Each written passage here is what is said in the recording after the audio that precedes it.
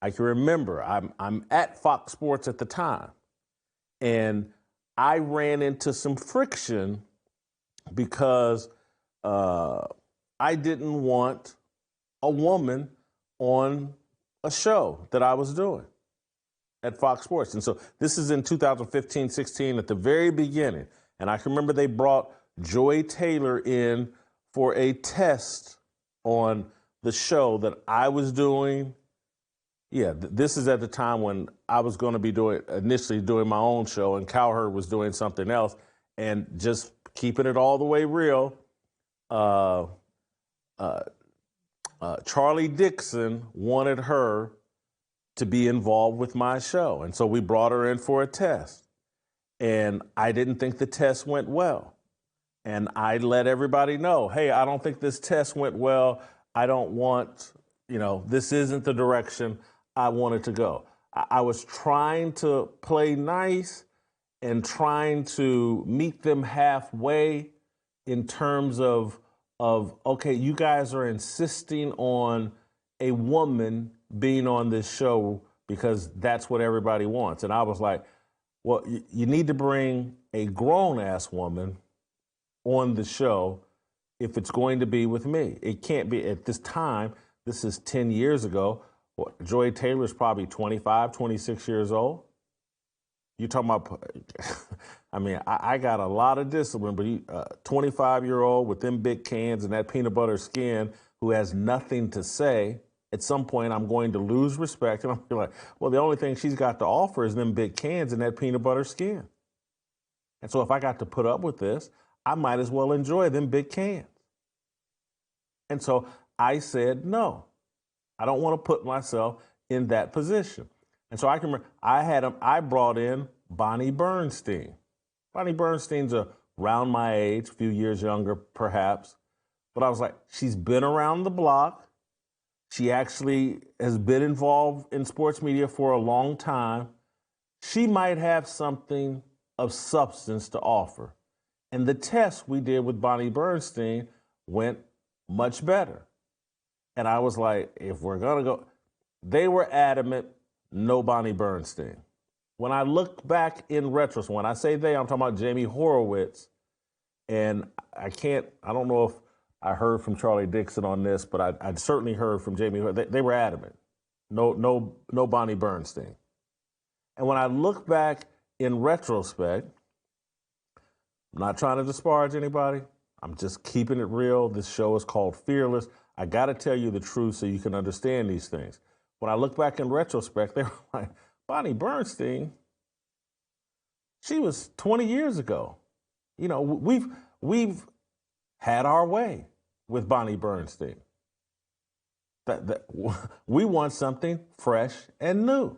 Man, it's the gift that keeps on giving. Oh my God, man. I want y'all to like the video, man. Like, comment, subscribe, share if you can. And I notice a lot of my subscribers are not getting the notification. Hit the notification bell, man, so you can get updates. And when I drop the videos, we're getting consistent in 25, and we pushing everything in 2025. Let's go. Happy New Year to everybody. Whitlock, the fat bastard himself, talked about the cans and peanut butter skin. See, even when he is in a gooner / horny mode, he cannot stop talking or thinking about food. This is extremely on brand.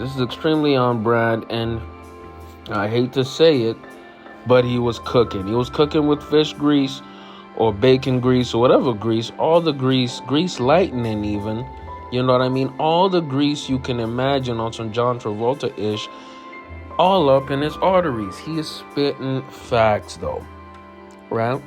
And this went particularly viral, you know what I mean, on the internet last week because yesterday, because people found it hilarious that he was so descriptive of the big rack and the peanut butter skin. Was it correct? Yes, because Joy Taylor indeed was bringing joy to FS1 with her big rack or big cans and peanut butter skin.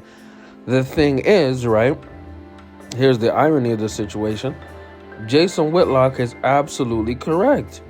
If you have a problem with impulse control, okay, don't put yourself in a situation or an environment that will trigger you to act out on those impulses.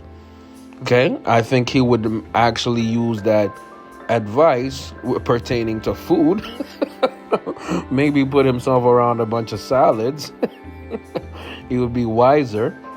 But the fact here remains is that a man like Jason Whitlock knew his own limitations and said, no, I'm not going to do this. Right? Now, my analysis of this is, I've said a few times ago that I think that Joy Taylor is going to be suspended. I think the executive, Charlie Dixon, is going to get fired.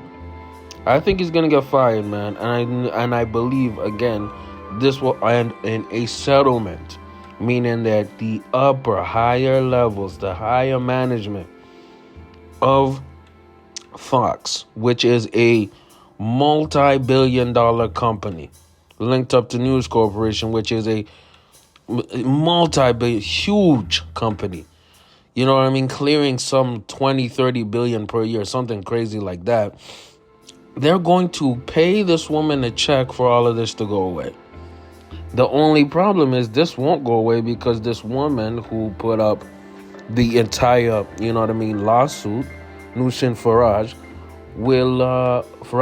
will probably be blackballed. But why would that matter? Because she's getting $2 to $3 million in her bank account, right? Joy Taylor, I don't think she's gonna get fired. I don't think so, man. Will this ruin her reputation? Yes. If a man was doing this, would he absolutely get fired and, be subject to legal? Yes. But guess what? When you have a big rack, okay, and peanut butter skin, certain rules don't apply. I'm sorry to tell you. Certain rules don't apply. Now, let me tell you this. The most insidious thing, again, from this entire lawsuit, this entire thing, or scandal, was that Joy Taylor had allegedly told the hairstylist Faraji that she was willing to put a false assault claim on Charlie Dixon, who in this situation was her friends with benefits, her F-buddy, or maybe her side dude, because she was evidently smashing Ocho as well. So she was saying, if things don't go my way, I will use this peanut butter skin and big cans to destroy my boss. Disgusting, messed up, but guess what? I believe that happens a lot in the corporate world. People are going to use their best assets. And if Jason Whitlock was being honest with himself, his best assets are not peanut butter skin and big cans like Joy Taylor. And he understands that he would have succumbed to that temptation. Now, is it very honest or forthcoming? Yes. Is it hilarious? Yes. But is it the truth? Yes, it is. Yes, it is. If you can get distracted by peanut butter skin and big cans from accomplishing your job, and it puts you in a dicey situation, then avoid it. But guess what? When you're playing with fire, like Skip Bayless was, you might get burnt. I'm going to come in with more commentary. I might do a live stream later on this week. Let me know how y'all feel. Get in the comments. If you were around big cans and peanut butter skin, would you react the same? And it's absolutely hilarious because apparently those big cans were bought from Dr. Miami. Big JTV, like, comment, sub. Ring that notification bell. Appreciate y'all. I'm out.